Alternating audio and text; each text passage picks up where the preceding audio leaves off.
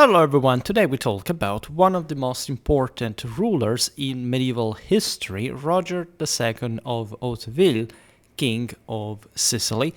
You asked me for more content on the Siculo-Normans, and here we go.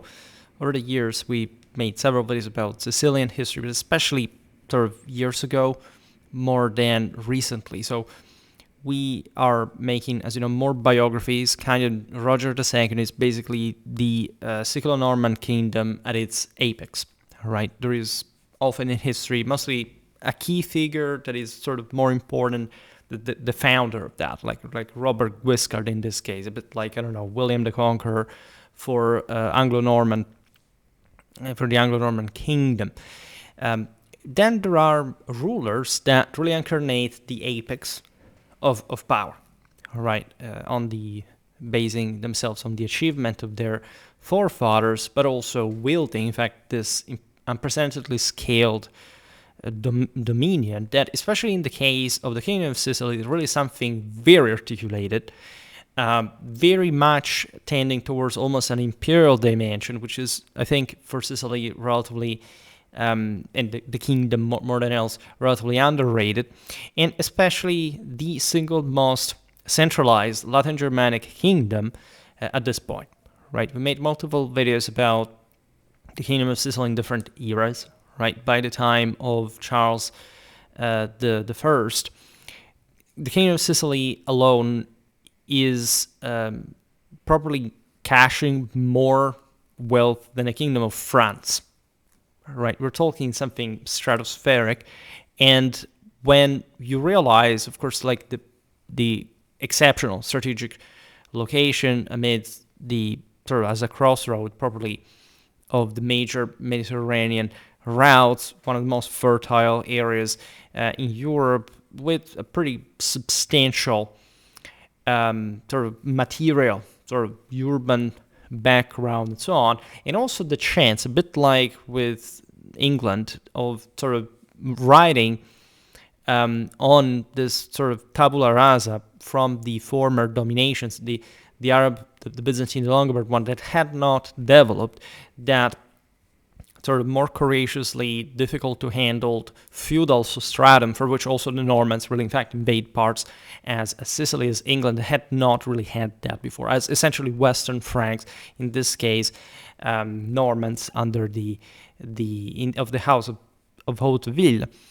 So I don't need to introduce further, but it's important to really look at the scale of this, and especially becoming more aware of how and why this kingdom is important. I always struck, back in the day, was, like several years ago on a Facebook history group, like, there was people fixated with the Normans, right? They have to tell you all about the Normans, it's all about the Normans. This is an easy sort of perspectival distortion because, of course, there is all a Norman epopee and everything, but basically these were Western Franks, right? The achievements of the Normans, both in Sicily, in England, and elsewhere, as we've seen also recently with a video about Bohemond of Taranto, Bohemond of Hauteville, the Principality of Antioch, that were all Hauteville controlled at a point, including, as we'll see now, also some North African possessions, etc. Sardinia was also very heavily influenced, if not controlled, at some point, but I found multiple of these people were other people that were looking at sort of medieval Europe from a standpoint of sort of passion, amateurism, etc., that were literally shocked and or surprised to hear of the fact that I understand, I presume most people interested in the Middle Ages know this, but there had been Normans of Sicily and or having in particular, and this is the thing that I think people do not really realize, that these were alone more powerful than the English ones, right? For not talking about, sometimes I've found people that said that at the sound of Swabian Sicily or Angevin Sicily said, how's that? Angevin Sicily probably does not exist, like to most, especially in the Anglospheres. It's just like the Angevin Empire of sort of the English Angevin Empire. All the rest, never mind, the greatest civilization in medieval times with the papacy and the Guelph axis and so on. So, as you know, in Schwerpunkt, we take these things very seriously because the more, of course, we look in depth, but also in breadth, time and space-wise, the more we're able properly to quantify and to assess the objective relevance of historical phenomena. And I think that a great deal of the reason why some of you regularly follow me is exactly this, that we tend to reconstruct things in the most objective way possible, as far as, of course, anybody's limitation can be. But without further ado, let's look at Roger that will illustrate alone by himself, like the scale of might of this dominion, and also a great figure of a ruler to begin with. So Roger II of Sicily.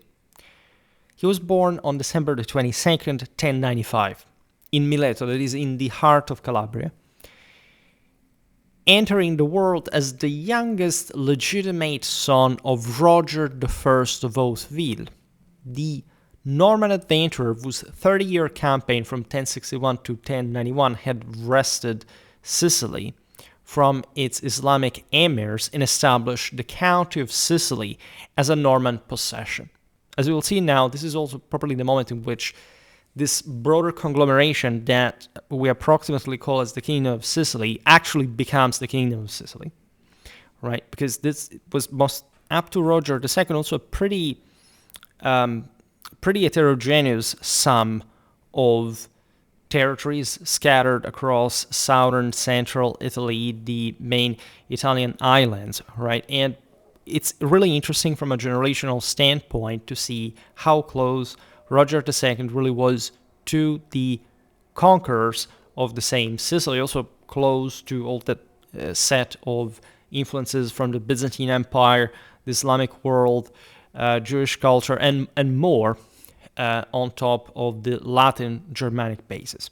By the way, Sicily was historically always a Romance country. If anything, the main issue, that is something you can see also partly in Islamic Spain, etc., is that Muslim Sicily had never really developed into a sort of stable, cohesive state of some sort. There were still Byzantine communities, Basilian monks. We will talk about this because we've seen it in the video about Byzantine and also the later Islamic Sicily.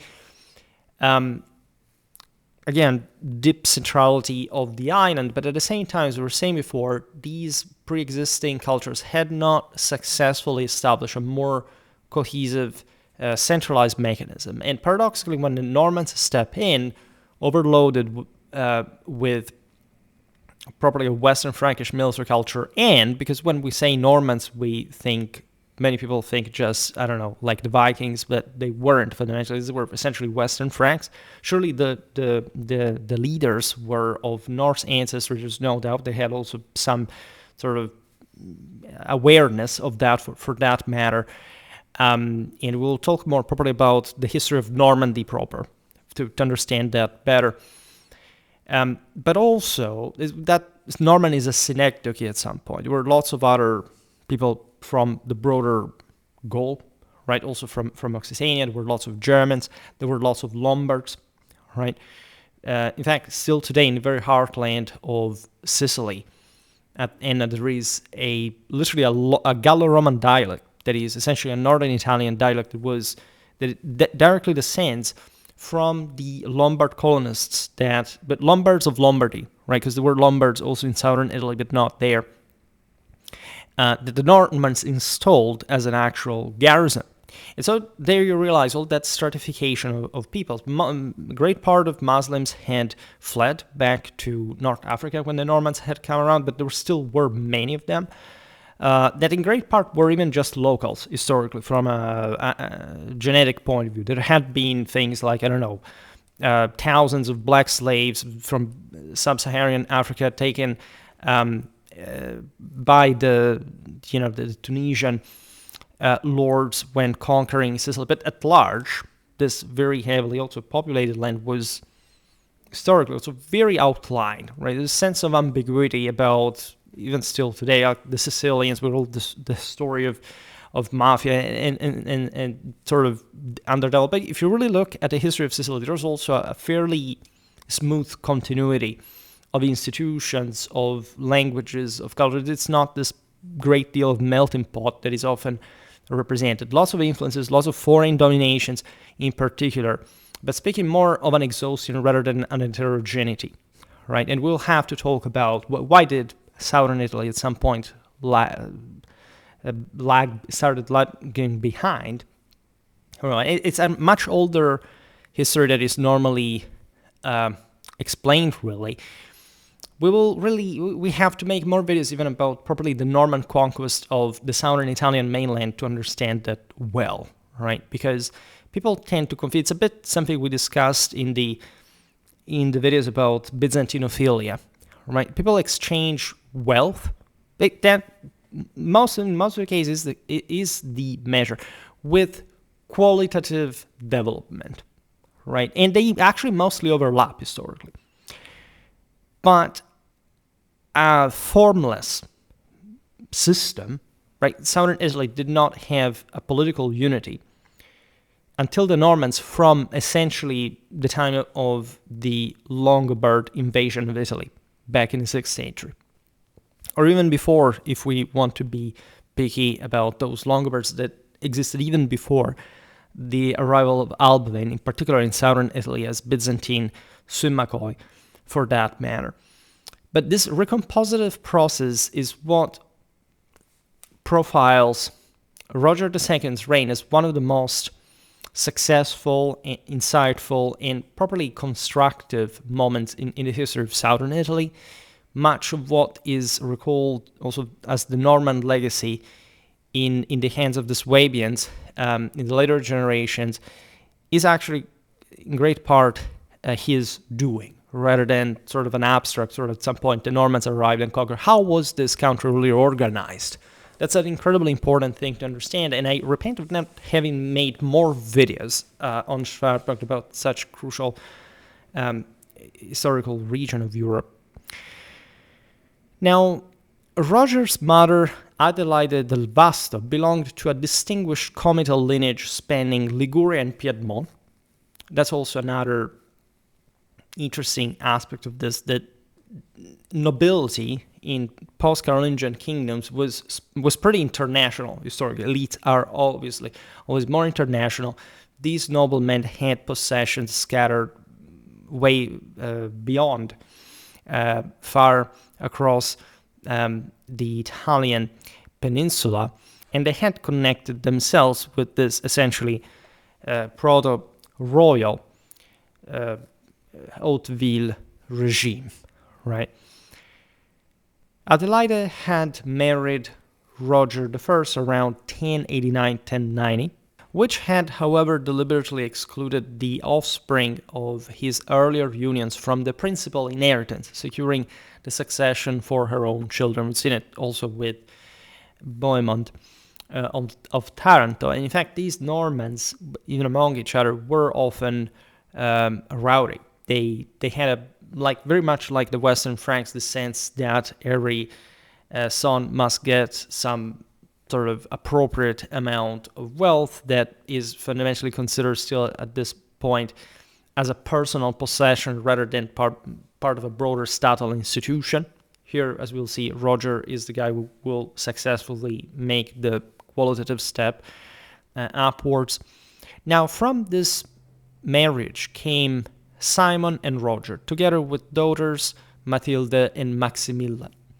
When Roger I died in 1101 at Mileto, Simon succeeded under Adelaide's regency, but Simon's premature death on September the 28th, 1105, at the age of 12, left the 9-year-old Roger as sole heir to the county. And just think, here we will have ample opportunity to look at what kind of mentalities rulers really had. Because the Siculo-Normans in particular were inheriting an enormous sense of sort of Mediterranean imperial greatness from many different directions. Their privileged relation with the papacy, the Byzantine and his caliphal influences, and more. Just imagine what it means. It was typical, again, for kids to die so young. Still in the early teens.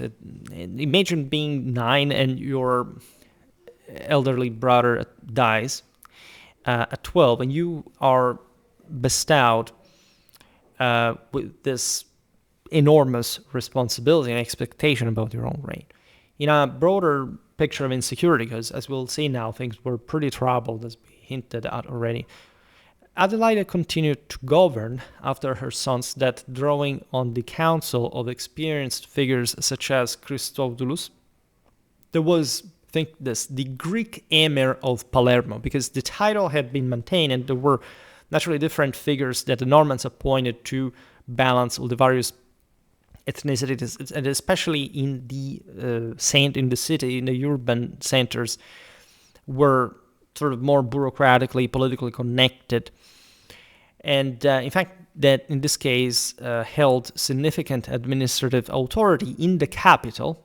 Palermo had been one of the largest Islamic markets in the Mediterranean historically. Not much, again, of a proper capital, not really developing any real control over the eastern part of Sicily, but still being very well connected, and a pretty big city that the Normans chose as their own court. All right.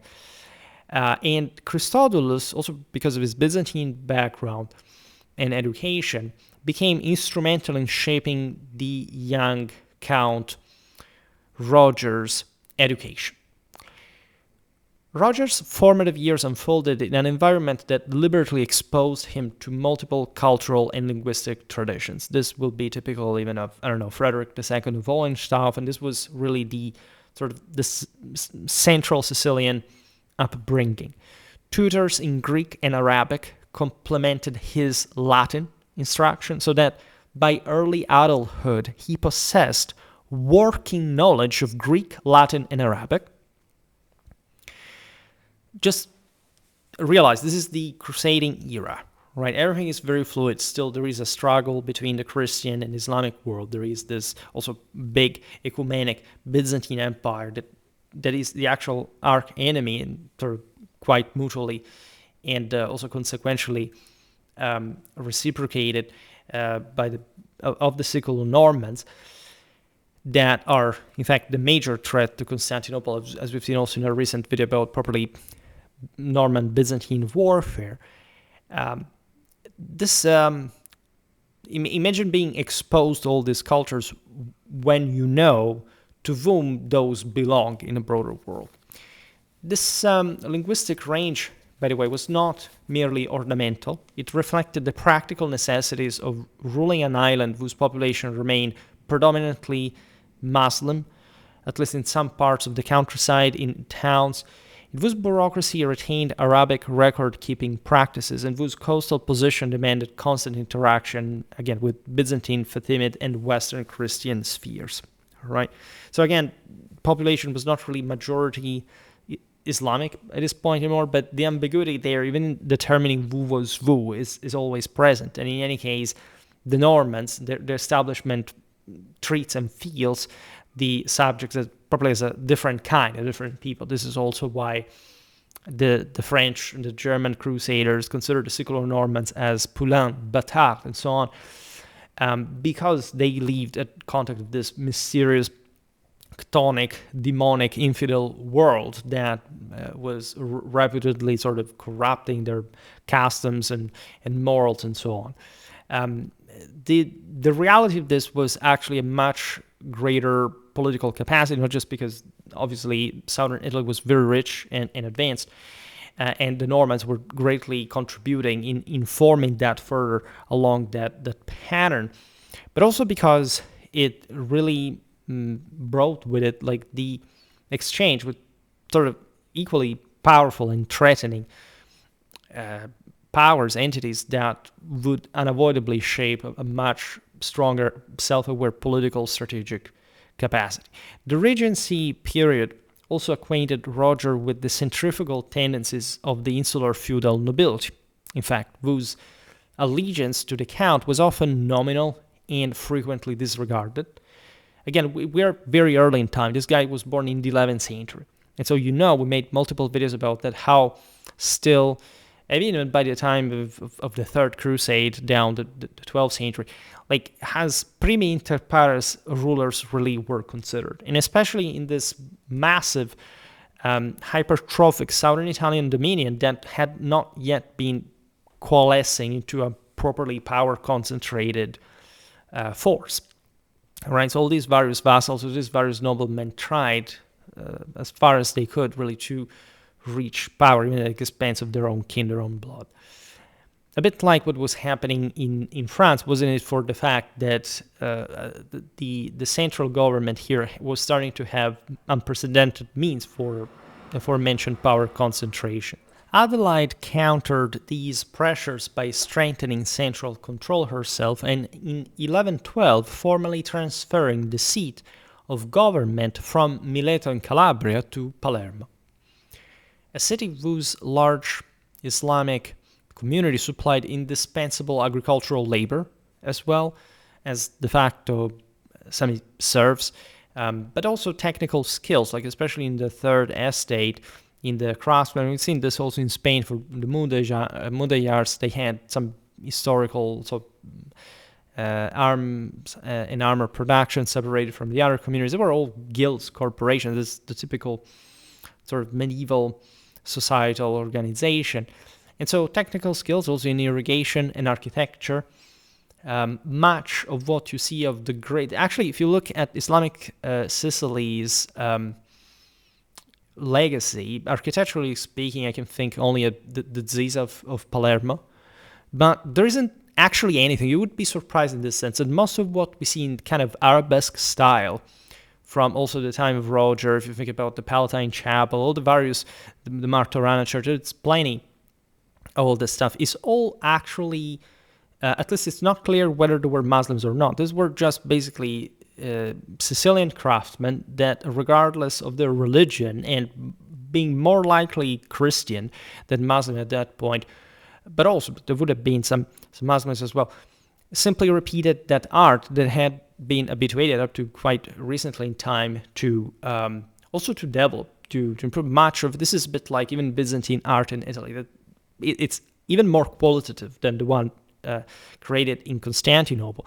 Same was for Sicily, right? Think about, just we use it often, it's a very famous source, the Madrid Skilitzes, right? It's a Byzantine, quote-unquote, manuscript because it's literally the Skilitzes, and it was actually created in Sicily at this point, right? And it's beautiful. It has literally the best Byzantine art illumination, manuscript illuminations that we can use all over. Every single video about Byzantine history uses that, also because it's all public domain. Well, this was made in Sicily. It was much more qualitative than sort of other Byzantine illuminations in the East, interestingly. So we're talking actually the Norman era of Sicily.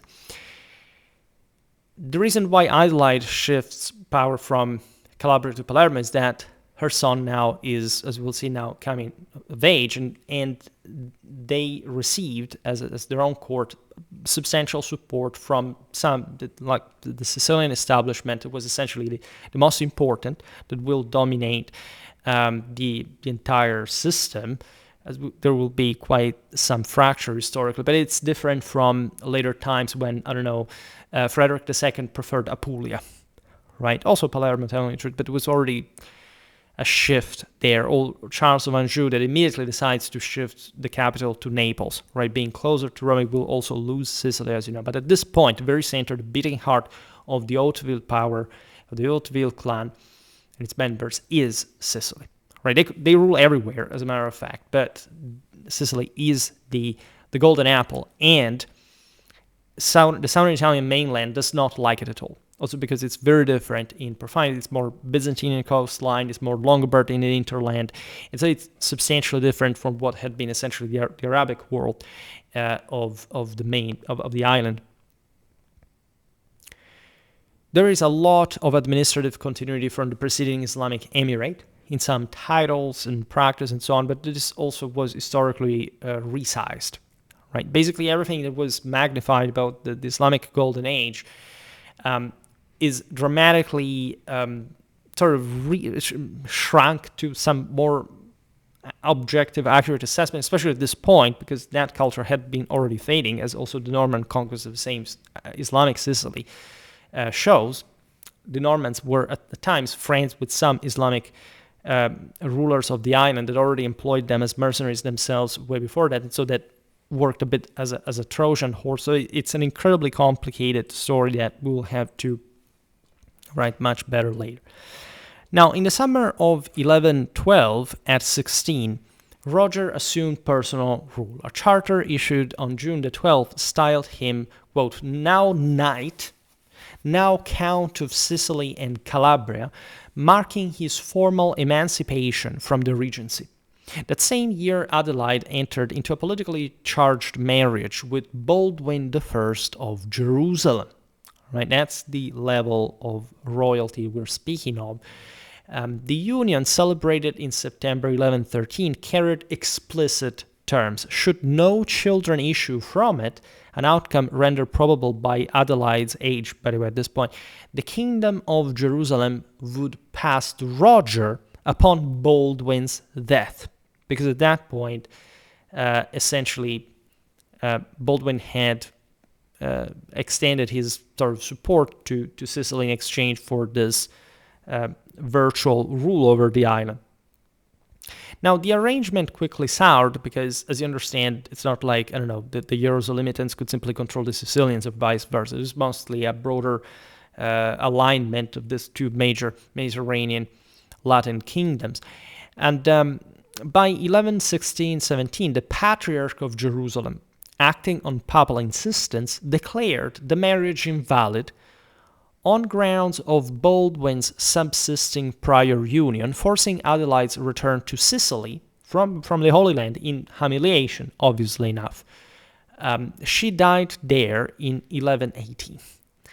The episode left Roger with a deep and permanent antipathy toward the Latin kingdom of Jerusalem, right? And by extension toward the broader crusading movement that he viewed as dominated by self-interested actors who had exploited his mother's wealth without delivering reciprocal benefit, because obviously there was a dowry that, especially for, such a high noble woman, was enormous. Given more in particular her, offspring, future place to the throne. So politically, it had been really a pretty shadowy machination.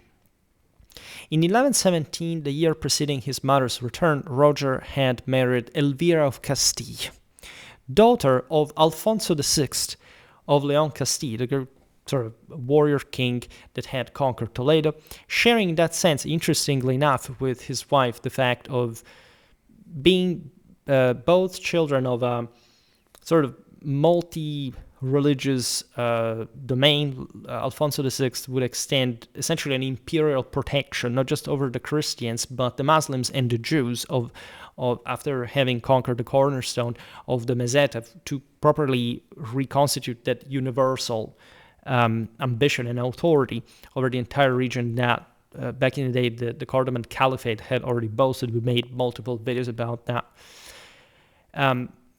Elvira was the daughter, by the way, of Alfonso's fourth wife, herself, interestingly enough, the Islamic convert, Isabella.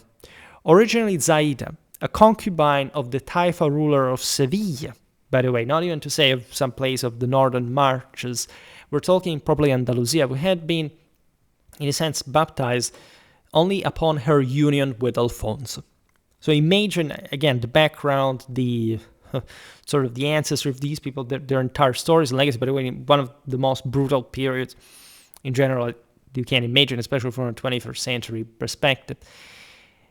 The marriage linked Roger to a realm where Christian reconquest, as you know, coexisted with significant cultural interchange with the Islamic world. Telling the truth, Sicily is much more important than Castile at this point, so he is the guy who really receives, like, from the outer world, his bride for, if anything, help him connecting better, as we've seen here across Sicily, Jerusalem, Spain, and so on. This the greater effort, right? The Latin one, the Christian one against the infidels. Elvira and Roger produced a substantial family. Interestingly enough, Roger, his father's namesake, born in 1118, invested Duke of Apulia. That was the second most important, after the Count of Sicily, title in the Hauteville's dominion. Tancred, who was born around 1120, made Prince of Bari, the historical Byzantine capital of Apulia, and so with also some interesting naval ambitions in the Adriatic of the Balkans. William, all these names are not random, as you understand, because they're all famous Normans. He was born around 1121 and would actually become king of Sicily himself. Then Alfonso, called this, of course, because of his maternal grandfather, circa 1122, would become Prince of Capua and Duke of Naples.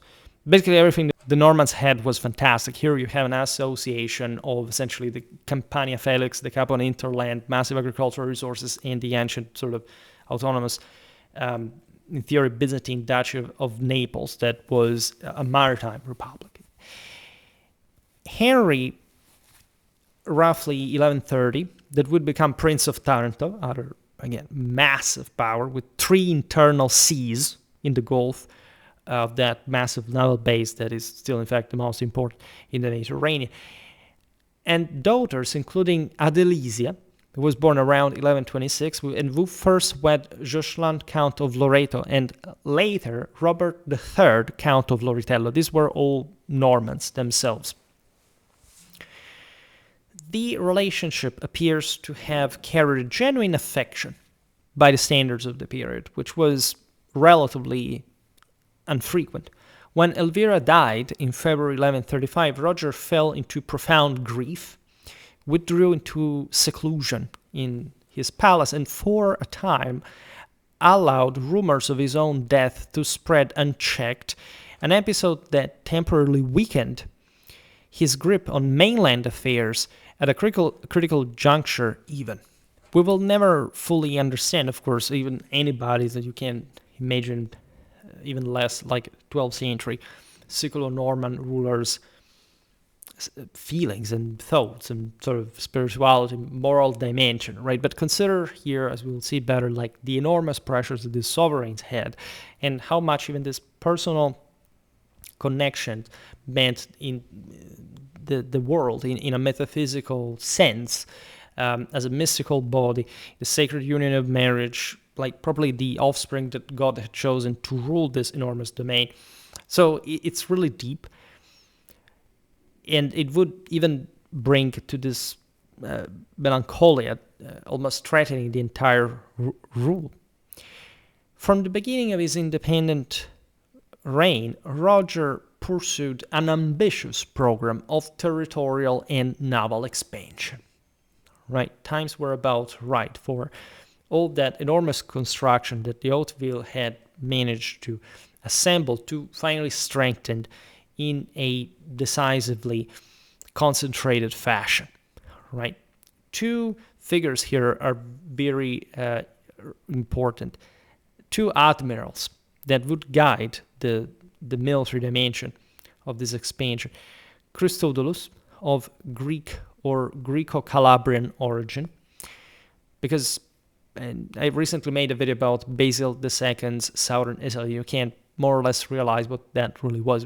Bilingualism, especially in Calabria, was very strong, in coastline. And so we say Greek, Byzantine, etc., but sometimes there were even people coming from other places. Like we've seen Melos' revolt at that point. This guy was even of Armenian ancestry, right? So many of these people were actually themselves of Romance ancestry, but Latin ancestry, but they had a very different background from a cultural, educational point of view. Political, it was mostly used in those terms. Christodulus directed early operations for Roger until roughly 1124. The other is George of Antioch. This was a Greek Christian who had previously served the Zirid emir of Mahdia and possessed intimate knowledge of North African politics and navigation, and would gradually assume primacy, and in 1132 even received the elevated title of Admiratus Admiratorum. That stands actually for Emir of Emirs, because admiral, as you know, is an Islamically derived term from the age of the golden age of Islam in the Mediterranean. And this was a hell of a name that only truly the admiral of the king of Sicily could be bestowed. This really effectively made him the king's principal minister and fleet commander, highlighting also the relevance of naval operations, obviously, in this context. As we will see better now, naval power in Sicily was still fairly functional, just on the basis of local ports, shipyards, etc. The central northern Italian maritime republics were ever more present. The important, though, is realizing that in spite of the religious divide between the northern and the southern shores of the Mediterranean, this part, like the Strait of Sicily, in general, especially we are habituated of the Saracens, like involving themselves into southern Italy, as it had been happening for quite a while historically, and especially using Sicily as a hell of a maritime launch pad. But there had historically been a great deal of Christian intervention and piracy in properly control in the same North Africa, right? This is also one of the single most underrated and sort of popularized and disclosed topics that I think I shall make some videos on. If you look at Boniface of Tuscany, the guy who, by the way, gave the name to the strait between Corsica and Sardinia in Carolingian times. These were people that from Tuscany basically launched raids into Tunisia on a regular basis, just like later the same Pisans and Genoese will do. We've seen also in the video about Byzantine Sicily how really close to the beginning of the Saracen invasion of Sicily that took really a while before being conquered from the Byzantines, the local Sicilian rulers were habituated to actually launch routine raids against the North African coastline. It had always been this level of commixtion. And Roger, at this point, has a level of power that can allow him to assert his rule over this North African client states. Right, and under these two admirals' direction, in fact, Roger initiated a series of interventions along the Ifriqiyan coast. Right, Ifriqiya obviously is the Arabic name for Africa from Roman times. In April 1118, a squadron of 24 ships landed at Gabes to back a Zirid dissident. There was always a good chance to get involved in local strife, though the effort collapsed as well. Raids in 1118, 1119 seized Islamic merchant vessels.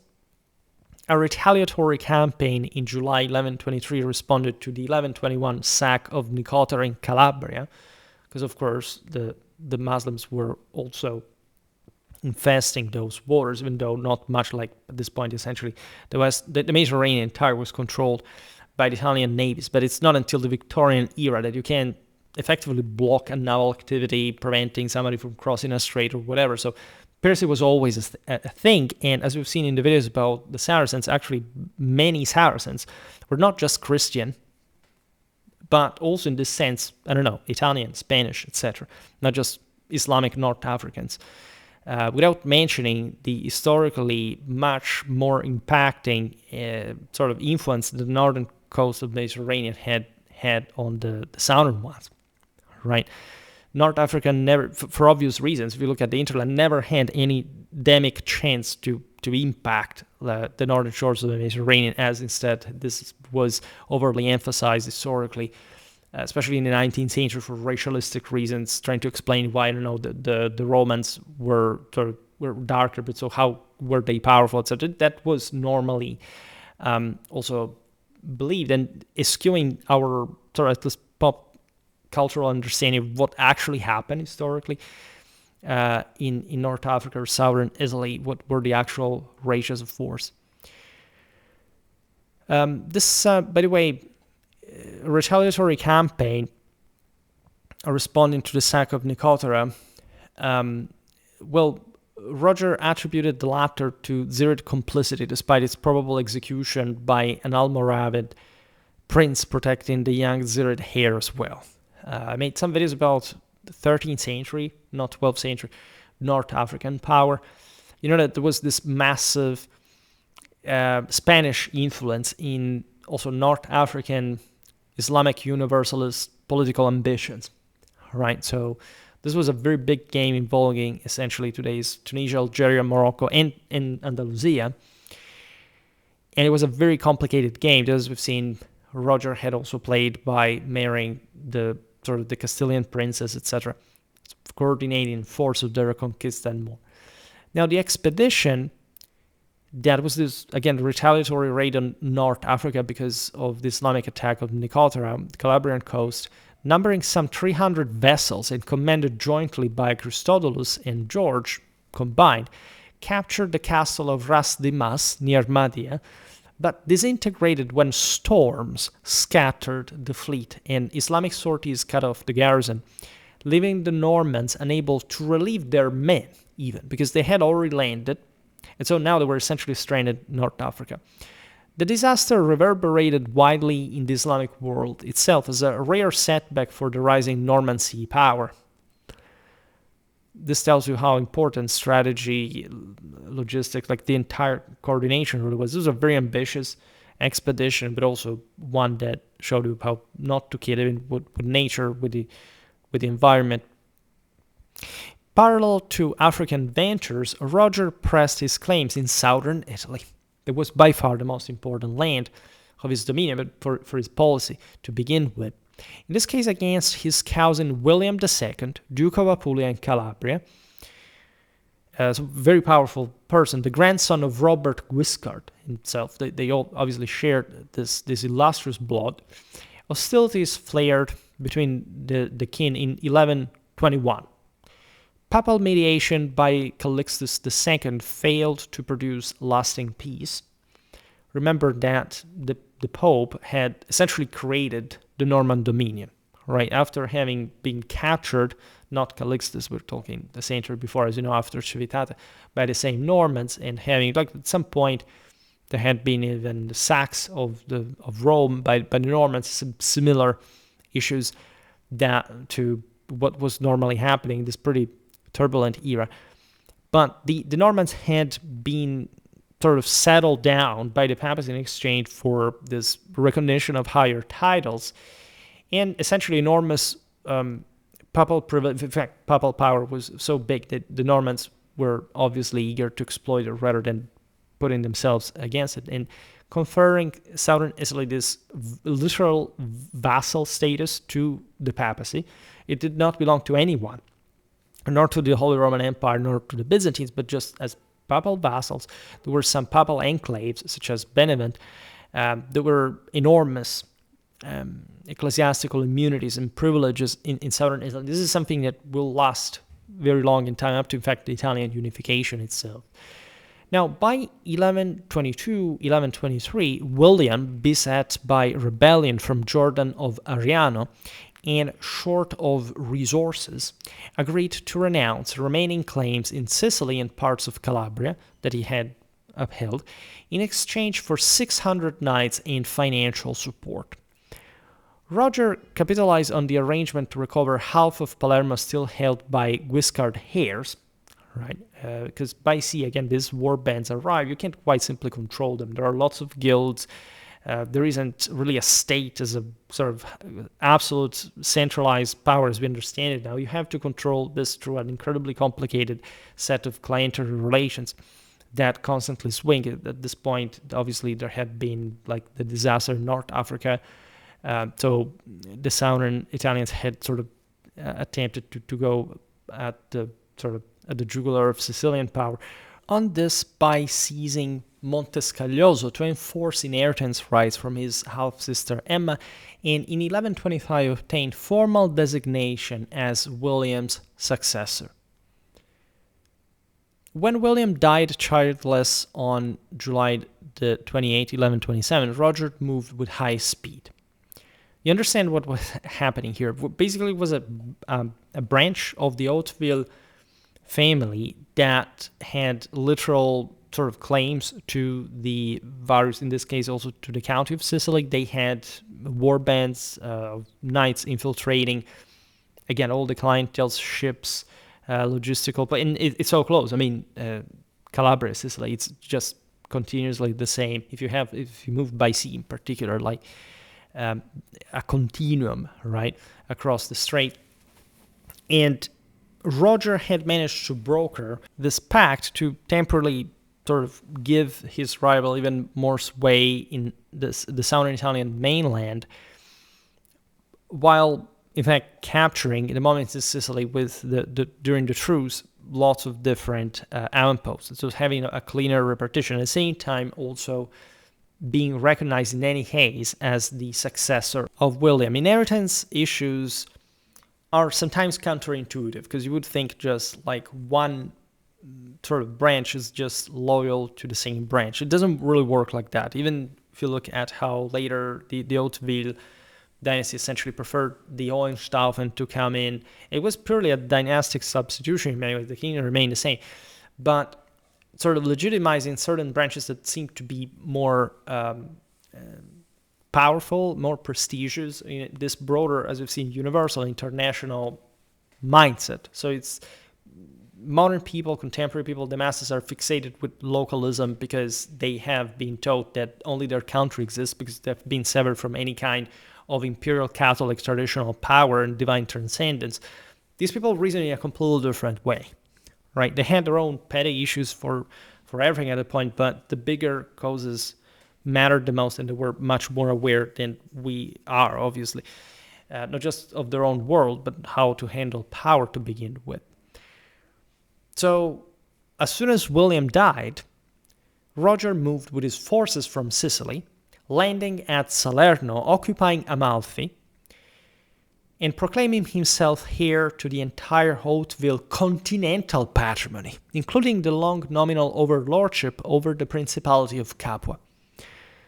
This is quite fascinating because we're looking essentially at the recovery of a Tyrrhenian dimension. The Adriatic one, the Ionian one, is yet to be recovered. These places were tough, right? Salerno is, as you know, just on this stronghold on the sea. But from World War II, you know what happened there. Amalfi is even more complicated to storm. They were respectively the sea of a massive Longobard principality and of the earliest, at that point, more powerful Italian maritime republics.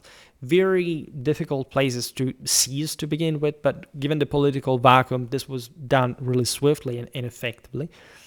The Capuan hinterland was, as we explained before, like a vast sort of expanse of pretty fertile estates that were naturally quite useful for anyone wanting to wage war even towards the north, or even trying to cross the Apennine from the other side. And the hinterland is all mountainous in southern Italy. Largely, there are very few coastal plains, and these are key to hold. This unification, by the way, meant a lot because it was an enormous amount of resources. With Sicily, unification alarmed Pope Honorius II, who in December 1127 preached a crusade even against Roger. There is all a background here to the papacy and why in particular, like we will look at this in different moments. Naturally, the papacy felt threatened because the Normans could easily reach Rome. At some point, I also made some videos of more or less of this era in the triangle between the Normans, the papacy, the Germans even, because there is also a much wider international theater to realize here. But in practice, the Pope assembled a coalition of essentially southern Italian Norman rebels comprising Robert II of Capua, Ranulf II of al-Idrisi, husband of Roger's half-sister Matilda, Grimoald, Prince of Bari, Godfrey of Andria, Roger, Count of Ariano, and Tancred of Conversano. As you understand here, they're mostly Apulian barons, because that's the other large, massive, fertile province that, again, can't fuel a proper resistance. We're talking also pretty large spaces, right? Latitudinally, these places are far south of the world, literally sort of widens. There are, again, the Apennines in between. It's really like an enormous territory. Roger responded at this point by subduing Taranto, Otranto, and Brindisi in the spring of 1128. So this other move is very interesting, very swift, because as you know, these are all the major coastline fortresses of dominating the straits of the heel of the boot. Taranto, again, the most important one. Otranto and Brindisi essentially being on the strait with the Balkans, right? And these are all crucial places, because if you want to wage war in the hinterland, you have to be supplied from the sea, and so step by step you can use these places as depots for the navy to keep supplying you. We're in the spring of 1128, so basically the rebels are just cornered into a northeastern Apulian reality. Roger's military superiority forced Honorius to invest him Duke of Apulia, Calabria, and Sicily at Benevent in August 1128. So in other words, he won the war. By September 1129, the major cities, Naples under Sergius VII, these were local sort of rulers subject to the Hauteville, Bari, Capua, and the remaining lords formally recognized Roger as the new duke. Right? Roger then moved to restore order in territories where ducal authority had steadily eroded. Right? This was really new in terms of the idea of having a major Sicilian ruler capable of waging war and sort of to uniformly control all this vast amount of southern Italian possessions, right? It's really a step further in this 12th century explosion also of the West with unprecedented availability of resources. Roger prohibited private wars among vassals, transferred criminal jurisdiction to ducal courts, and guaranteed protection to merchants, pilgrims, and travelers traversing the Dutch. So he put an end to local private vassalitic feuds.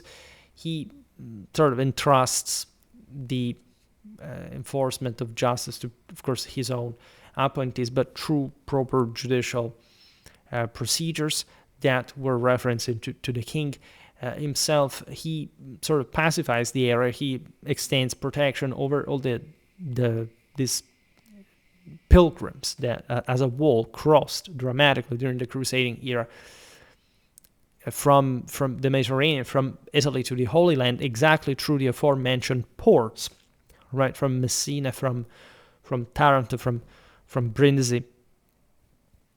Now, the death of Pope Honorius II in February 1130 and the consequent double election of Anacletus II and Innocent II created the major opening to further power. Roger threw his support behind Anacletus, who on September the 27th, 1130, issued a bull conferring the royal title to Roger over Sicily, plus the Duchy of Apulia and the Principality of Capua in a personal title.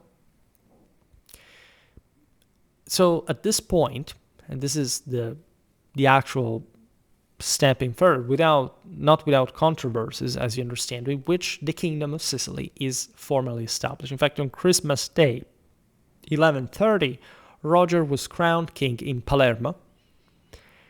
So, king of Sicily as literally king up to the Abruzzi in central Italy, right? So, encompassing as an overlord, like the kingdom of the Western Franks as the king of the English, the king of Eastern Franks, etc. An actual kingdom over these other vassal provinces. He was crowned almost certainly by the Archbishop Peter in an assembly that summoned the Curia Generalis of the realm, so it's basically like the estates, an event later interpreted as an early parliamentary consultation, which did sound as that. And to proclaim the new dynasty's legitimacy and multicultural character, Roger commissioned regalia of extraordinary splendor. He had essentially to uniform his rule by co-opting different magnates, right, vassals, princes, and so on. The royal mantle, woven and embroidered in Palermo's princely Tirad's workshop and dated 528 of the Hegira, so 1133-1134 Anno Domini, used red silk imported from Constantinople, gold thread worked by Islamic artisans, so to say, in Kufic script, interestingly enough, thousands of pearls from the Persian Gulf, outlining every embroidered panel, Byzantine enamels and jewels, and a lining of multiple pattern silks. That's the magnificence of the Kingdom of Sicily in this era. The Arabic Tirad's inscription along the hem extolled the wearer with epithets of luck, eminence, majesty, perfection, prosperity, liberality, brilliance, pride, beauty, fulfillment of desires, pleasure of days and nights, glory, devotion, protection, salvation, victory, and capability, all produced, quote, in the capital of Sicily. It was really seen as a sort of heavenly Jerusalem. Frederick II, once this is attributed to him, but apparently stated in Latin translation, if God had seen my kingdom of Sicily, he would have not elected Palestine for, the birth of Christ. The central motive, by the way, of the tirades to stylize line, this is famously, like I also use this in the picture, heraldic symbols of virile rulership, attacking addorsed camels on either side of a palm tree, evoked primal domination and cosmic order through star-like shapes on the lions' heads, while the overall design and materials proclaimed victory over the preceding Islamic dynasty and the emergence of a new pan-Mediterranean power. The ambitions of Hauteville, Sicily were definitely imperial, Catholic, and traditional in the most intimate and sublime and unavoidable sense of the terms. The royal title of Sicily plunged Roger, however, also into 10 years of near constant warfare, because as we've seen, this had been essentially created during a schism, right, by two quarreling popes. It will be eventually dealt as a fait accompli, also because this Kingdom of Sicily was really taking shape. But in the moment, it was all an issue, also because the papal winner eventually would be the enemy, essentially, of the same Roger. Bernard of Clairvaux, yes, we are exactly in this time of sort of military, religious mysticism and fervor. Bernard of Clairvaux, champion of Innocent II, by the way, organized a grand coalition that included Louis VI of France, Henry I of England, Lothar III, Holy Roman Emperor. I made a video about this phase of Innocent II, Lothar III, Roger II of Sicily, etc. The maritime republics of Genoa and Pisa, Venice, and the Byzantine Emperor John II Comnenus, all of whom feared at this point the consolidation of a powerful Norman kingdom straddling the central Mediterranean. Essentially, the entire Europe and the Mediterranean were freaking out because the Hauteville had been recompacting Sicily and southern Italy alone. Again, I can't stress enough the magnitude of wealth, the sheer amount of absolute power that derived from this control. Right? It is true that, of course, these kind of ups and downs were somehow normal, but only at the scale of the major powers in Europe. The Byzantines, the Germans. Sicily was the in between the major contendant, and in fact in a quite ambiguous relation, because the constant activation, the activation. There's all the Holy Land, where there are the Italian communes. There are lots of different powers that are here shifting the balance here and there. But Sicily was sort of a major wedge, a major in between. Whose hyperpower was continuously increasing, and that nobody really knew how to cope with. The Pope was freaking out because we're quite close to them, but at the same time, there was also an interest from the Secular Normans, as we'll see now, to work for internal consolidation, also attack sort of different powers at a time, and therefore playing themselves in the same game. Rebellions erupted during the civil war that fundamentally Roger has triggered by rising to the title of king across, especially again, the southern Italian mainland.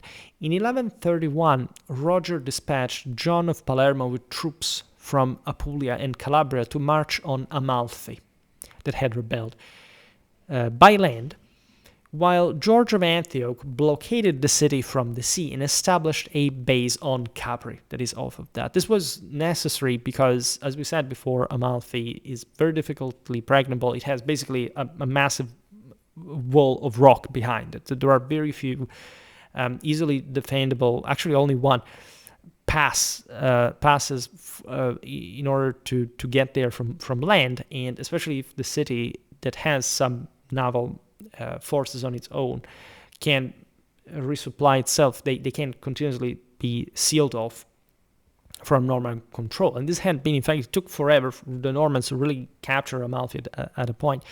And so you need at least also to block, to really carry out this pincer movement with the fleet as well.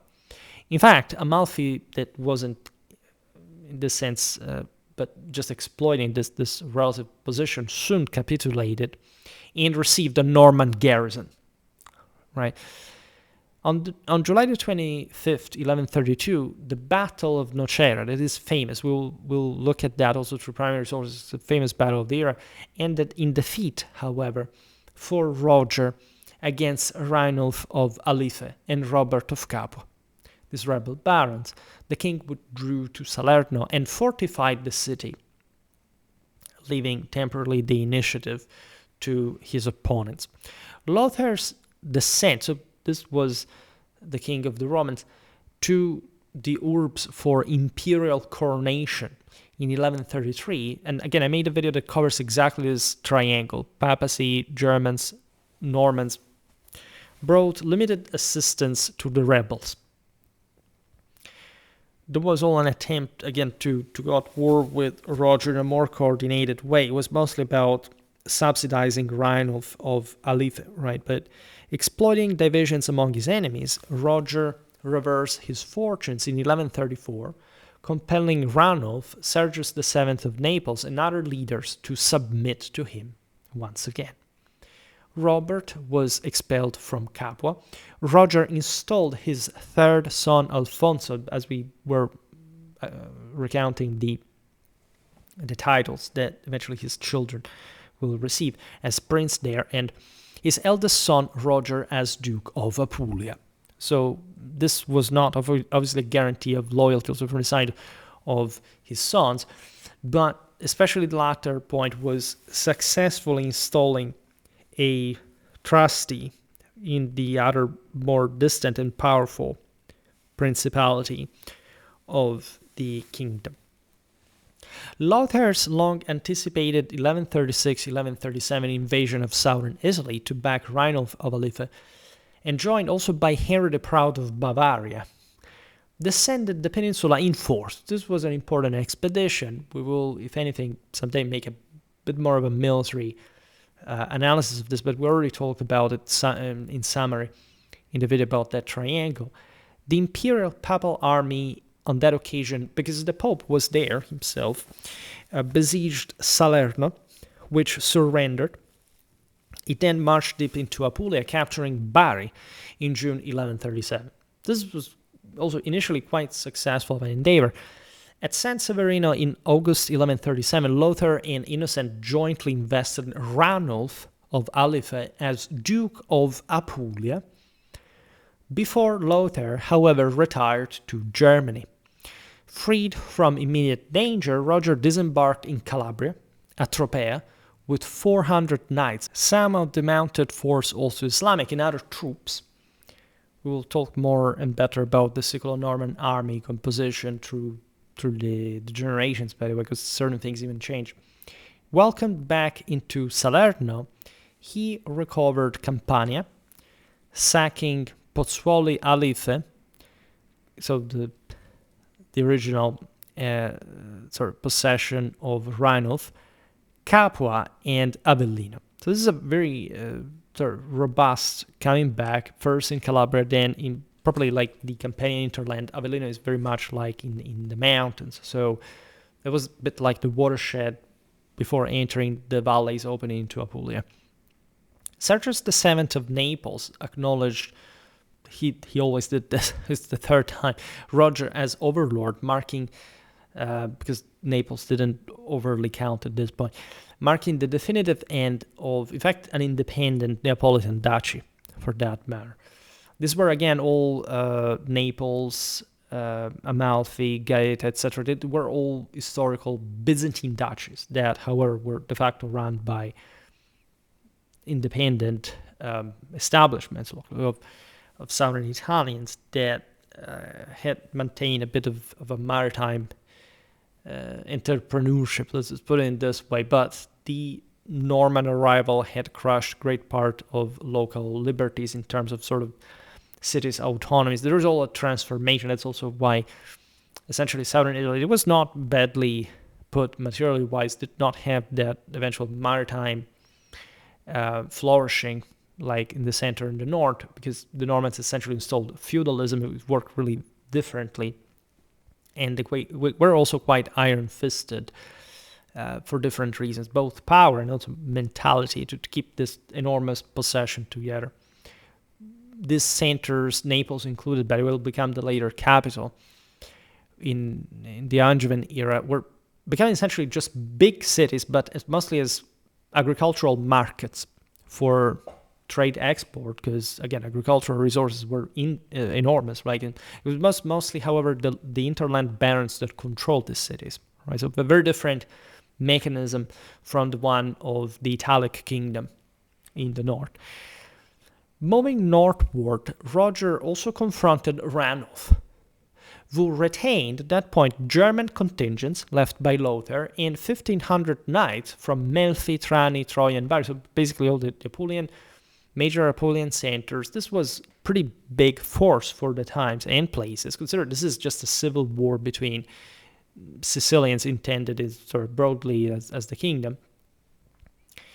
That accounts for, again, forces of tens of thousands, of course, of men, but let's say multiple thousands of knights, right? That at some point, and we'll make a video on this, like we can't even, according properly to the contributions of these various reigns, we can ideally count on paper for Sicily, France, England. Technically, there were many more knights, but sort of summoning them was sort of a very different story politically. And sort of.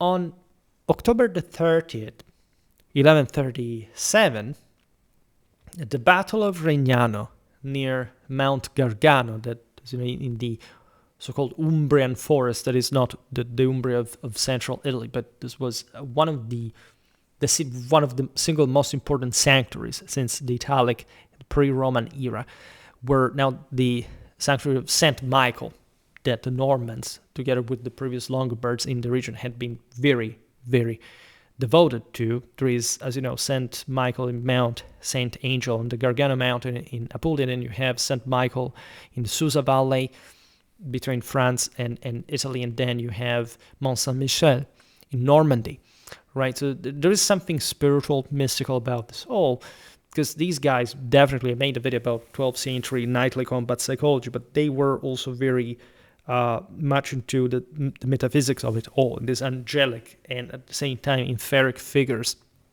that had to be summoned and sort of be up to in order to obtain victory from God.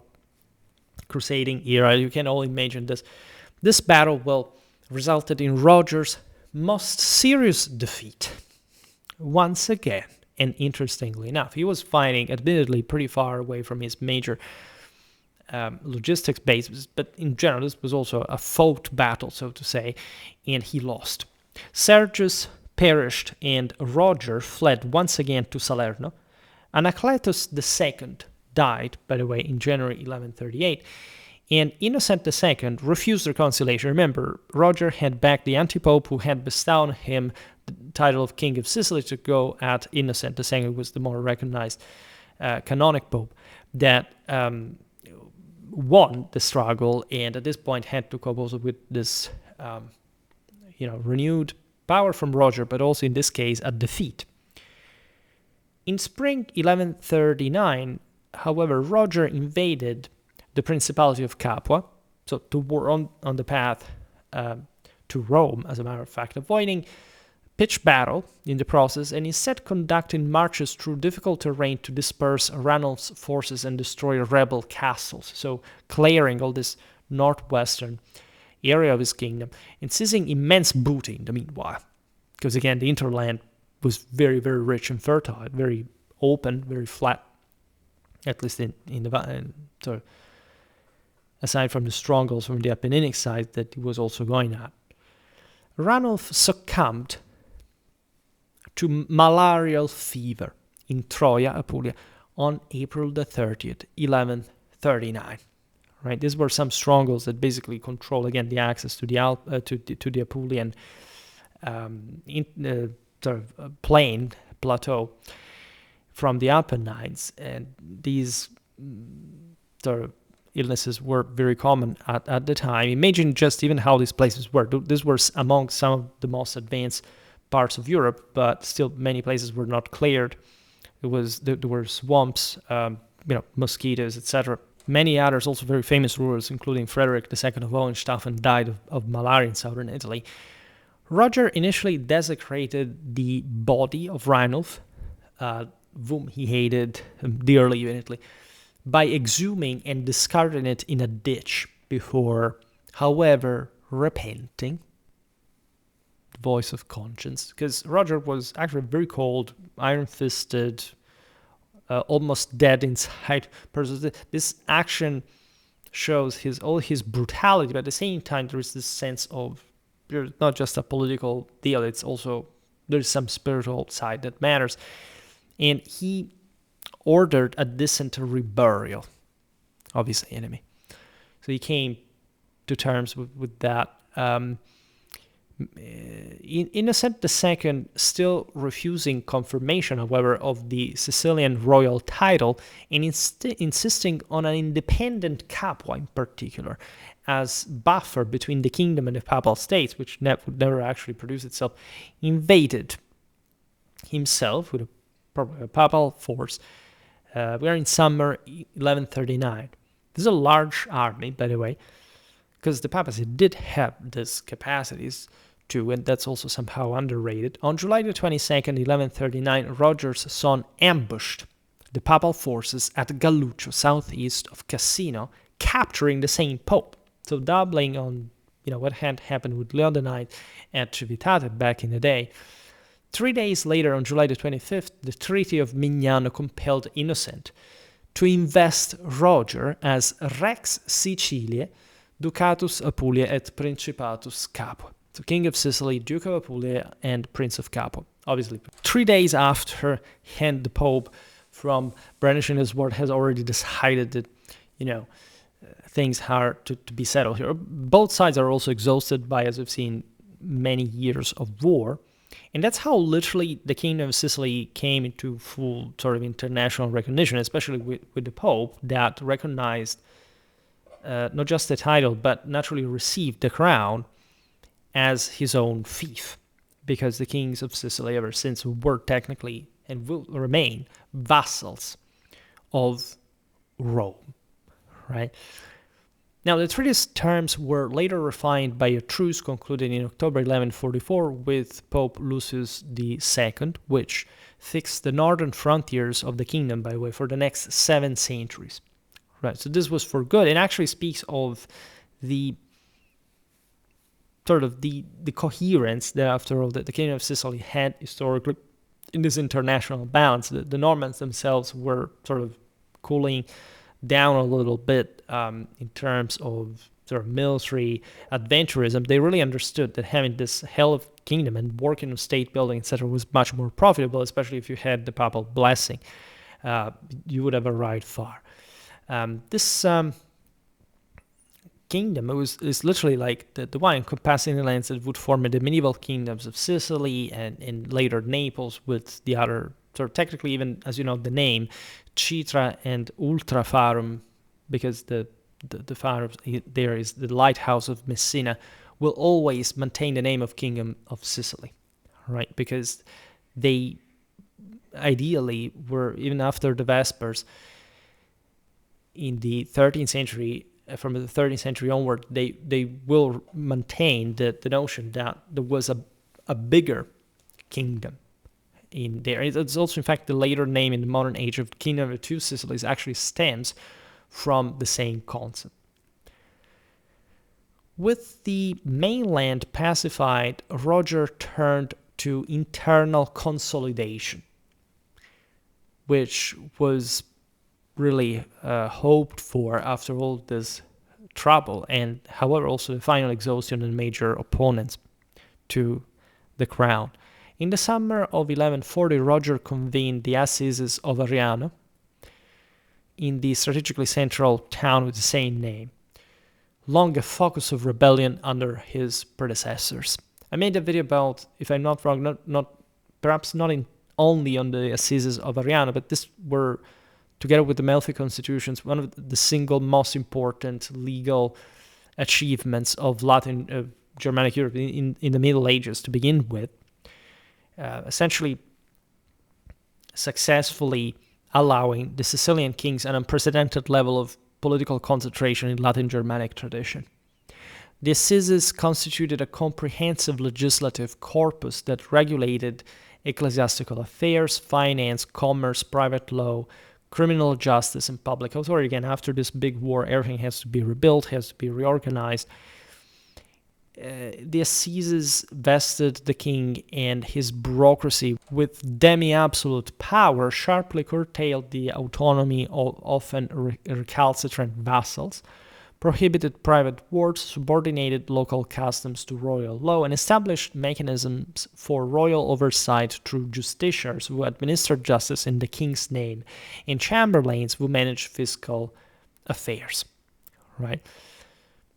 There is this idea that the ruler can intervene in the customs as there is a vacuum in them, right? And that there must be some specific prerogatives of the leader to fix also matters of justice. At the same assembly, Roger promulgated a new coinage, including the silver ducat named after the Duchy of Apulia, and struck at Brindisi and other mints. This spoke of for commercial stability. As we've seen, some vassals did not like this because they were still the old hotheads of the previous era, so to say. But they had also to back down at this point because of Roger's unprecedented power. Though intended to facilitate Mediterranean trade by providing a standardized medium, the Sicilian ducats' lower intrinsic value, however, provoked resentment among local populations accustomed to older systems, and by the 50s of the 12th century, most of the new issues had fallen out of use. Right. Also, the Kingdom of Sicily was very rich, yes, but it did not have the same economical dynamism of for example, the Italian maritime republics that were bringing out their own currency. To strengthen control over feudal resources, Roger ordered the compilation of the Catalogus Baronum, that, as we were hinting at before, is the source that really registers in detail all vassals, their fiefs, the military service owed to the king, and the number of knights each could furnish, really. And so it's a very interesting source for medieval warfare. That the register enabled precise assessment of the kingdom's overall military potential and tighter supervision of feudal relationships for the king. This was not mostly a description, it was probably a legally binding list drafted by administrators who calculated essentially like the entire wealth of the kingdom, seigneury by seigneury, literally stating and therefore issuing how many knights the various lords owed to royal service. Even though, again, in no kingdom, nowhere in the world at this point, like everything that was technically or theoretically owed could simply be summoned, because the cost would have been insane, primarily from a political point of view. The notion that administration would draw heavily on Fatimid precedents preserved from the pre-Norman period is definitely to push. Look, for a long time, this stuff was believed. I mean, it's not like Arab era offices and administration weren't there, but let's say the same rule. I mean, the Fatimid rule was pretty big. It also moved across North Africa, and so it's not like Egypt per se had the same sort of administrative modes of Sicily. Was already more disgregated already during Islamic domination. So in reality, it's just sort of a blend, a mix, a synthesis, even to be generous. There is, of course, some important continuity in the trade market. For example, the Divan al-Mamur that supervised crown lands is called with the same, again, Arabic term in some sources, and it collected the rents and taxes from the men and feudal properties. But this is something that existed also in, in Anglo-Norman Britain, all right? It maintained registers of the villani, that is to say, the dependent peasants. It was actually something growing way more important than it had been, and in a much more concentrated fashion. Then there was the Divan at Takik al-Mamur, function as a court of audit, verifying land boundaries between crown and feudal estates and resolving disputes.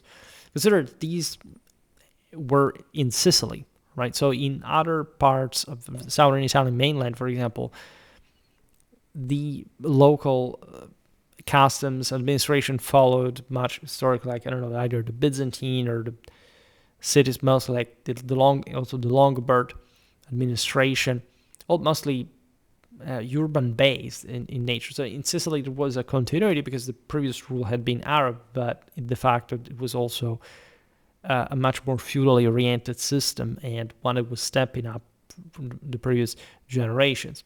After Roger's death, the Divan at Takik al-Mamur acquired the Latin designation Duana de Secretis, for example. And so it's obvious that the broader Latinization of Sicily was reaffirmed, even though, again, most people there did actually speak a Romance language already. So it was mostly just a vestige associated with Palermo as the main Islamic center of power, but not quite an actually Arab world, right?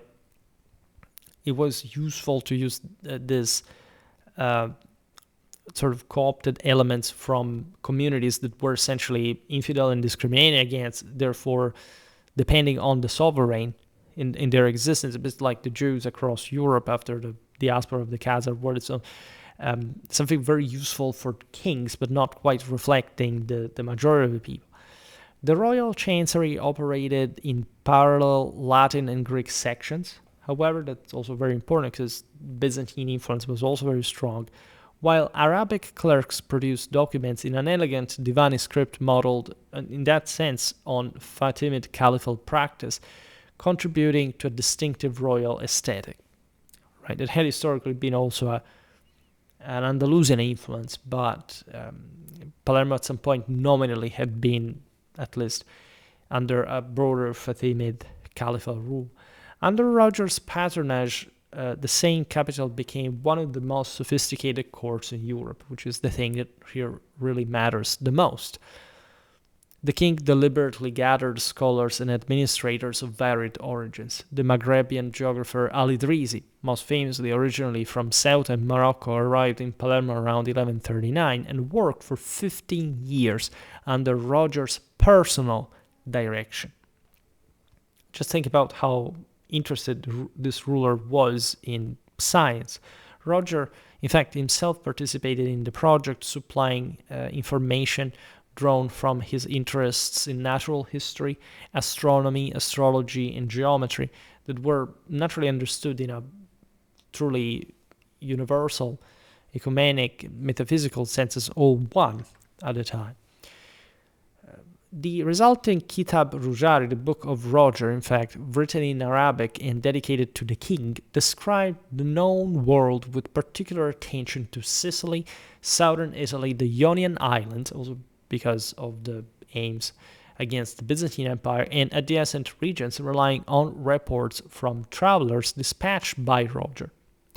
Accompanying the text was the Tabula Rogeriana, a large circular world map oriented with south at the top, reversing modern convention, whose accuracy in depicting coastlines, rivers, mountains, and cities surpassed contemporary European cartography.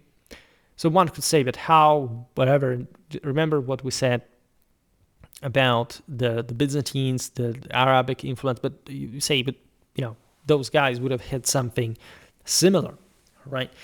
Not quite, right? When you look at Sicily, you realize that, of course, this was also the progress on a effervescent environment where you could get the best from different cultures to work for you. From literally why? Because your power was overreaching, and nobody really thinks. Remember in the debate about Byzantine affiliate, it's the West, like it's inferior because it's all the same sort. But Sicily alone was, as we've seen, a universal pole in and of itself.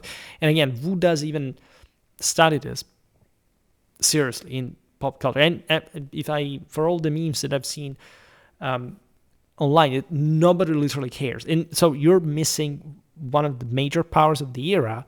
So with a massive vacuum in your historical knowledge, how can you assess any of this relevance? And well, this was happening in Palermo. It wasn't happening in other places, especially with this particular interest and concentration. You have the Byzantine Greek historian Nilus Doxopatrius, or Nilus Doxopatrius, residing at the court of Palermo as well, composing works on ecclesiastical history and geography that reflected also the Constantinopolitan perspectives. When you see an ecumenic rule, you realize that Palermo was definitely embracing that in a cultural sense. The Greeks in Constantinople were projecting an ecumenic power, but they weren't opening to the Latins in this way, right? So you already understand how more effervescent and qualitatively performing and open the West was at this point to get everything they could, because they knew where to get it, right? And create something unique and more advanced, unlike all these other elements if taken separated. Englishmen, such as Thomas Brun, served in the Curia as Caid, by the way. Greeks dominated, as we've seen before, the fleet and chancery Greek section. Arabs filled key roles in the divans and tiras workshops. We already saw this. This also reflects more or less the general sort of sections that here the Sicilians put together under Roger, interestingly enough, right? Religious and cultural tolerance also formed a cornerstone of Roger's policy. Naturally, tolerance intended by the time standards is to say a balance of religions, of cultures that could be used to make leverage, but in a heavy hierarchy of superiority and inferiority, of rule and subjection. There were the Muslims that, again, in vast parts of rural Sicily still namely constituted a significant community. Also in urban minorities, as a matter of fact, paying a capitation tax analogous to the Islamic jizya, but in this sense from the Christians, from Christian side, and were permitted also to retain their faith, mosques, and legal customs in private matters. Technically, there were routine, sort of even revocations of such rights. So normally when you look at these things, you say, oh my God, they were so tolerant and open and multicultural. But this was, nobody tells us, but this was intended in a rigidly hierarchical sense. Again, the Romans had conquered and had brought these guys down. You have to pay a tax because you're an infidel. Not because we're making you it's a favor for the time standards, but it's not because there is a positive understanding or a sort of promiscuity, as you believe. Jews continued in administrative and mercantile roles. They had been there from the Islamic Golden Age. They had been the first true sort of international merchants, right, before the Italians took over. And that during the Golden Age of Islam, interestingly enough, also from Spain and so on. They were involved also in slave trade, etc. Like there were some very specific, also dark aspects of these entire mechanisms. You have Greek Christians holding high positions in the navy and bureaucracy. Roger himself adopted the Arabic laqab al-Mutaz billah, that is literally, quote, he who is made powerful by God, when addressing Islamic subjects, signaling continuity with that had been the Fatimid royal titulature, that, if anything, looks more at the power of Roger than any specific sort of personal continuity from the previous rule. This is very important because, again, you control even this vast population that you need to keep working without turning them to brigand dash even more than they actually do. There would be routine suppressions of that, for that matter, forced service in the army at Similia. Frederick II at some point deported the remaining Muslims to the colony of Lucera in Apulia from Sicily after having, by the way, disemboweled their leaders with his spear in front of them. And that's the mold. And by the way, Frederick really had the very blood of these Normans. Architectural patronage reflect this synthesis as well. The Palatine Chapel, these are some masterpieces of Western civilization. This began in the 30s of the 12th century within the royal palace, as you know, combining normal portal design, Saracenic pointed arches, again, all from manufacturers that from craftsmen that they were just imitating this. They weren't necessarily them Saracenic, right? They were just likely even Christian locals who, however, were trained in that kind of art. That was also one of the most advanced. It's heavily Byzantine in influence, not only more than Arabic, but there are some, it's really mixed, right? There is the Byzantine dome covered in mosaics depicting Christ crowning Roger in imperial robes, which is obviously what is most iconically representative of the sovereign in art. Also wooden muqarnas ceiling with Arabic inscriptions. Again, for all of this, including Byzantine art, you have to imagine that there were Sicilian craftsmen that simply were trained the Byzantine way historically since ever. In fact, in that Byzantinophilia thing, that is often misunderstood in part. Surely there was an influence from Constantinople, but the same Italy had been autonomously what we call quote-unquote Byzantine without having ever been prevalently Eastern or even remotely close to prevalently Eastern. So this is still a product of Western civilization. That's sort of the unpointed out element.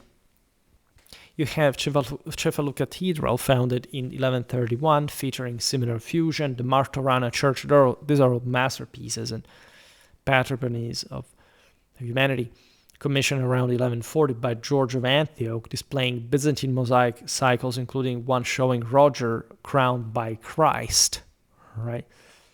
That is actually perhaps the most famous iconography of his. St. John of the Hermits was completed in 1143, incorporating dome structures reminiscent, again, of Islamic architecture. But just reminiscent, this was already something on its own.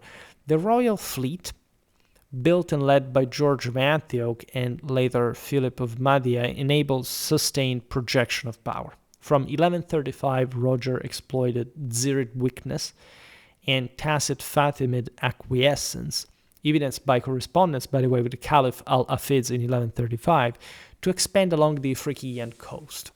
This is also quite fascinating. You know that the Fatimids had actually originally come from there, from the west. But at this point, like the Sicilians and Egyptians maintained, again, this diplomatic relations, and the Fatimids didn't quite even care that much about Tunisia, just per se. They had other problems on their own. Jerba, fell thus to the Sicilians in 1135 as a staging point. Pantelleria had been taken earlier already by the Hauteville. Tripoli surrendered in 1146.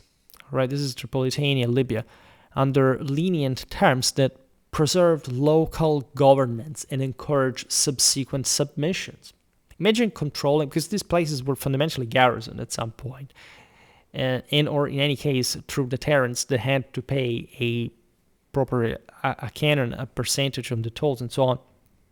So imagine even controlling North Africa and the east-west Mediterranean traffics. Remember, there is still at this point, we're far before Las Navas, like a florid, relatively florid Andalusian Islamic power. So all the Muslims that cross even have to themselves go to the Holy Land over to Arabia, etc., pass along the North African coast. So the Sicilians there control it, and they make a freaking lot of money. This is the underappreciated pilgrimage route. Not just Christians went west-east in order to pilgrimage when you take into account, especially by sea, the Spanish. Even though, yes, by sea was quicker, admittedly, but there was also land route. But this was all, in any case, controlled when you controlled the coastal centers that were also along the major roadway. So it's incredibly important. For not talking about the trans-Saharan routes where slaves, ivory, like at this point, the Italians mostly, the Genoese, the peasants were over to control these places. And in fact, they were already a bit sort of pushing against the Kingdom of Sicily itself, trying to infiltrate their ports. And so, the usual maritime Republican policy, we will see it better. We've seen it in other videos, telling you the truth. Those were the guys who made the world go around. But hey, Sicily was in between. And of course, if you wanted to pass, you had to at least negotiate a deal. Under the Hauteville might, Mahdias, Sfax, and Sus capitulated in 1148. Gabes followed. Tunis agreed to pay tribute. This was by far the most important center there. Bona, that is today Annaba in modern Algeria, was seized briefly even by the Sicilians in 1153 under Philip of Mahdia. Naturally, these were mostly amphibious operations. The conquered cities retained substantial autonomy, paid tribute, and hosted small Christian communities protected by Sicilian garrisons, as we were saying. And of course, their tolerance was also a thing. I also made some videos about the military organization of these places, that the local emirs had often Christian bodyguards. It's similar, right? The Hauteville had Saracen guards as well at some point. In September 1148, Pope Eugenius III consecrated the Archbishop of Africa as a consequence of this client state establishment by the Hauteville. We do not know where this archbishop went, but it was likely the same Mahdia, signaling papal recognition of the new Christian presence in those lands. Naturally, there already were actually Christians there from quite a while, but the fact that a Western ruler could control those lands, and so the papas even just, this was a papal vassal, as we've seen, could extend there also some level of ecclesiastical administration, is really mind-blowing, because it tells you again how powerful the West really was. It's not like at this point, I don't know, the Byzantines or the Muslims are doing this stuff from the Western side. They're competitor, they're aggressive and everything, but here, like, admittedly, again, North Africa at that point is sort of pretty weaker compared, as we said before, to such European powers, but it's still, again, a pretty wide area that the Kingdom of Sicily manages to infiltrate.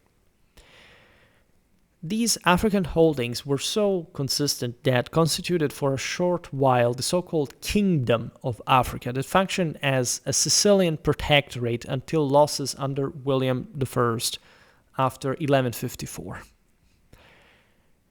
There is also under Roger II a very important expedition that the Sicilian lands also witnessed firsthand in the crossing, that is the Second Crusade of 1147-49, offering by the way, to the Siculo-Normans a renewed chance of the many, that is, as we've seen again in the recent video about Norman-Byzantine warfare, to strike at the traditional Norman adversary, Constantinople, right? Because we haven't talked about this up to now, but again, the Siculo-Normans were mostly oriented in times of political cohesion and general expansion towards the Byzantine Empire. They had a clear shot at sort of attempting its conquest, and the Crusades, as we're just sort of discussing also for the video about 1204, is not very far away, just like Henry VI of Hohenstaufen preparations from southern Italy to conquer Constantinople 8 years before the Fourth Crusade and Latin sack of Constantinople. Really, the Siculo-Normans are the single greatest threat to Byzantine existence, and with very strong capacity and strategic projection. George of Antioch sailed from Otranto and Brindisi in autumn 1147. These are the ports towards the east, with 70 galleys, and seized Corfu through a combination of bribes to local leaders and resentment against heavy imperial taxation. This was, again, the westernmost Byzantine frontier, the Ionian Islands. George of Antioch left a garrison of 1,000 men, because it's also, again, a pretty sizable island, but very, very strategically relevant, and that can work in and of itself as a buffer area in a logistical base, as a launchpad to invade Constantinople.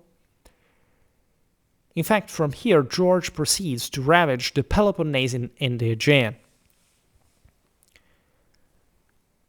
From there, if you hold that ground, like even the Peloponnese is often out of the reach of sort of the immediate needs of Byzantine policy. The fleet sacked Athens, for example. In Attica, it penetrated the Gulf of Corinth, plundered Thebes as well in Boeotia, carrying off skilled silk weavers, for example, many of them Jewish, who formed the nucleus of Palermo's silk industry.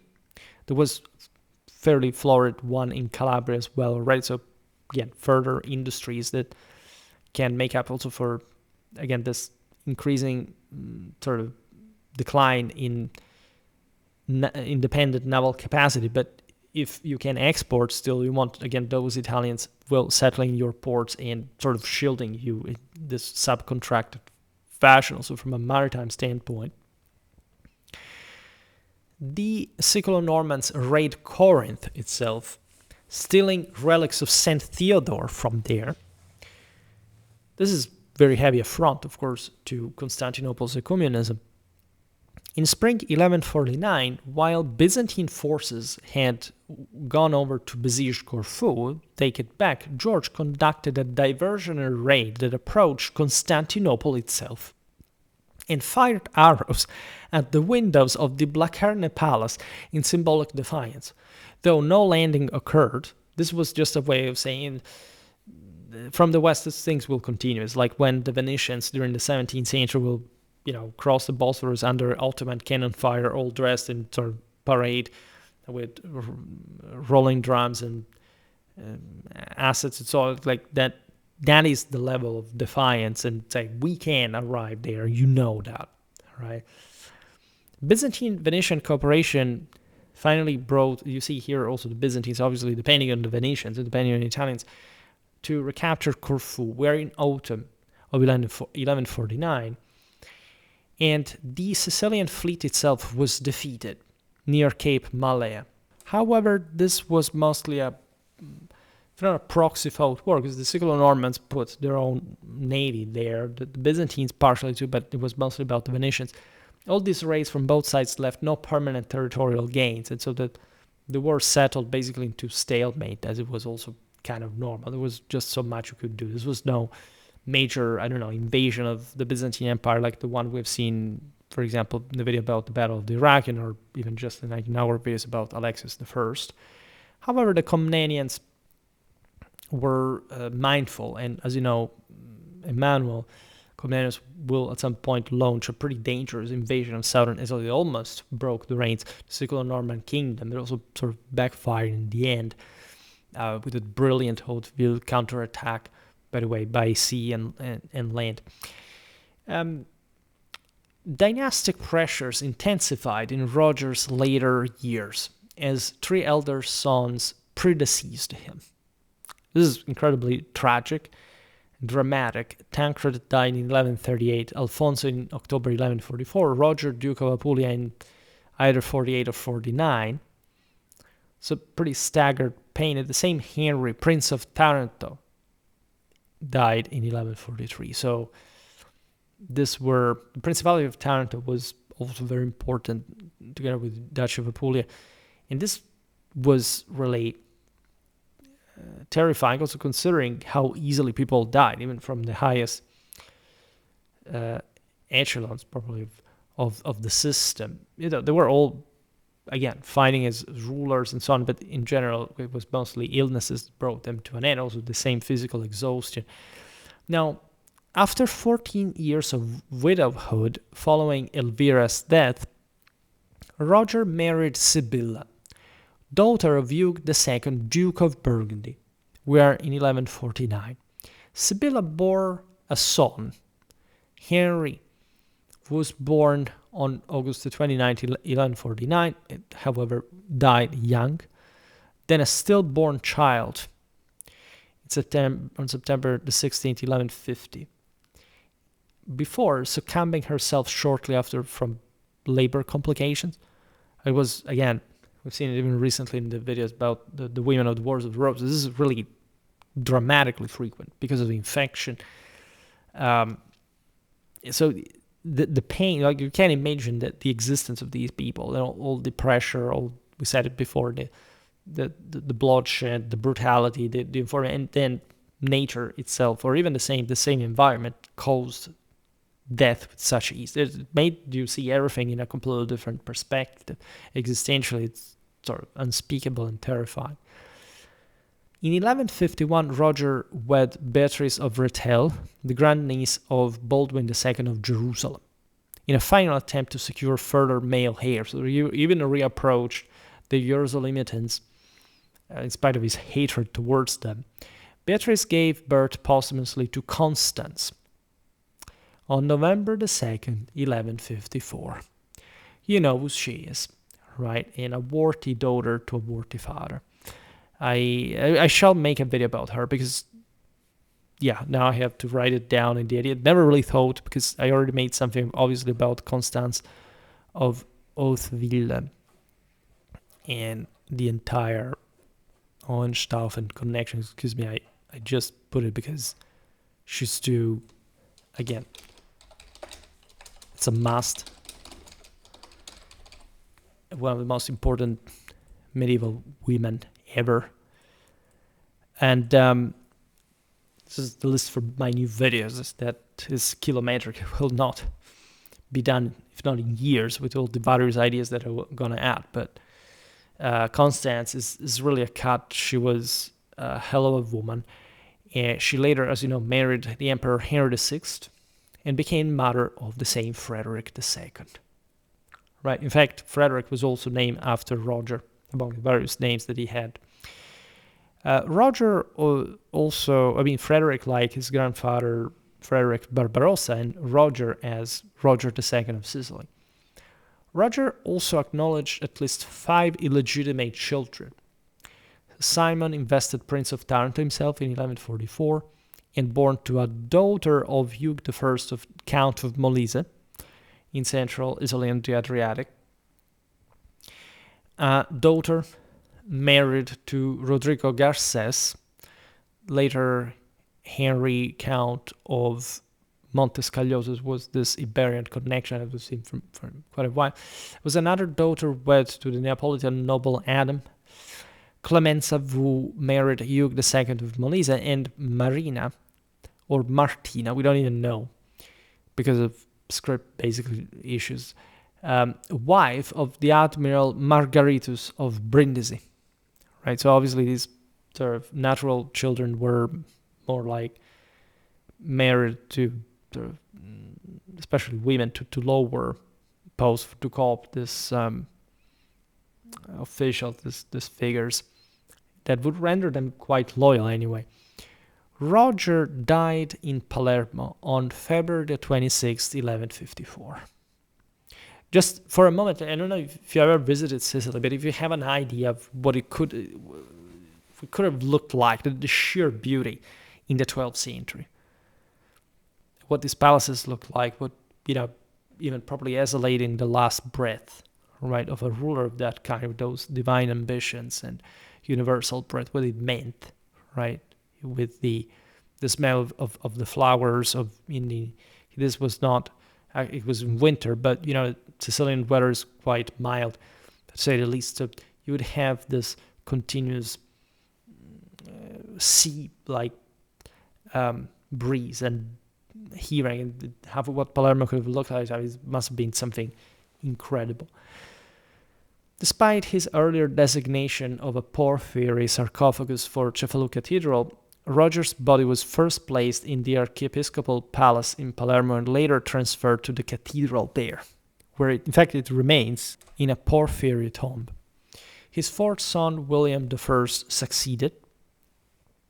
In slightly over 4 decades, Roger had essentially transformed scattered Norman conquest into a concentrated kingdom whose bureaucracy, coinage, legal corpus, naval strength, economic prosperity, and cultural openness made it one of the most advanced polities in 12th century Europe, a state whose multicultural character and administrative sophistication left an imprint that endured long after the Hauteville dynasty itself failed, or at least flowed literally through Constance into another one, right? But the biology lived on, right? The Hohenstaufen, Conradin of Swabia, and also through the female line and the Wittelsbachs, actually continued also Roger of Sicily, the blood of the older Hauteville from Normandy and from some Scandinavian ruler there. And so it's quite fascinating, because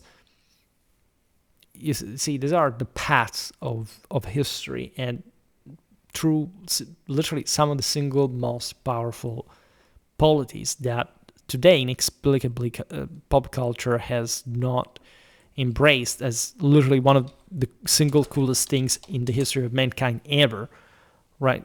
Far more important than what most people sort of normally discuss. And I realize here that actually this is our 30th video about the Kingdom of Sicily, and the 33rd about medieval Sicily. I can't think of how or why, because these are relatively tangential videos as well. We have the one about the Papal Imperial Norman Triangle.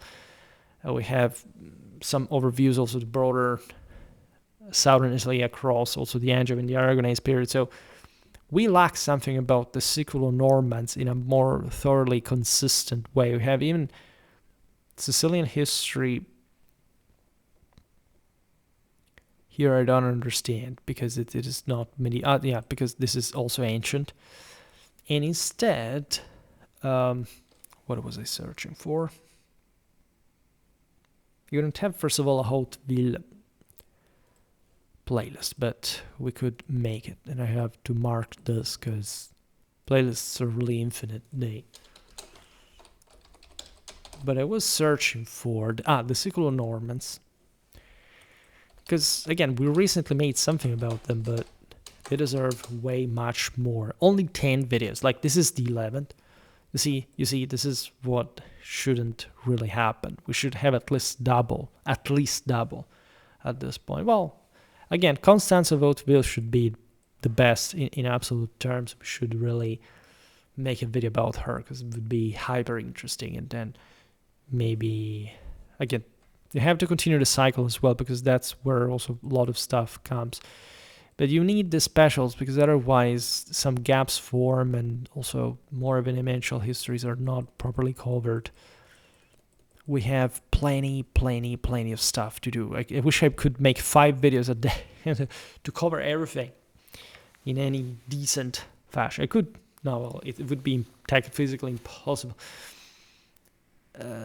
Sometimes, it depends on the video, if it is just mostly presentation, or I have to be a bit more analytical. But really, here we need more and better content. But here, even what bothers me is that if I look at the lottery, this is pretty darn good topics.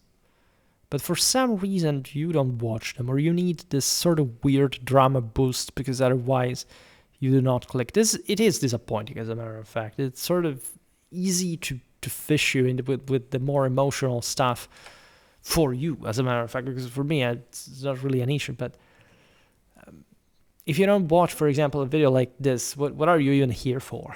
I mean, seriously. But for the rest, we can't particularly complain.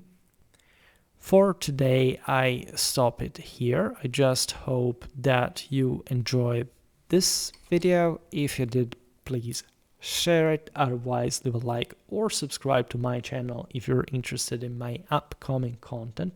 As always, I thank you heartily for listening to me. I wish you a nice time and see you next time. Bye.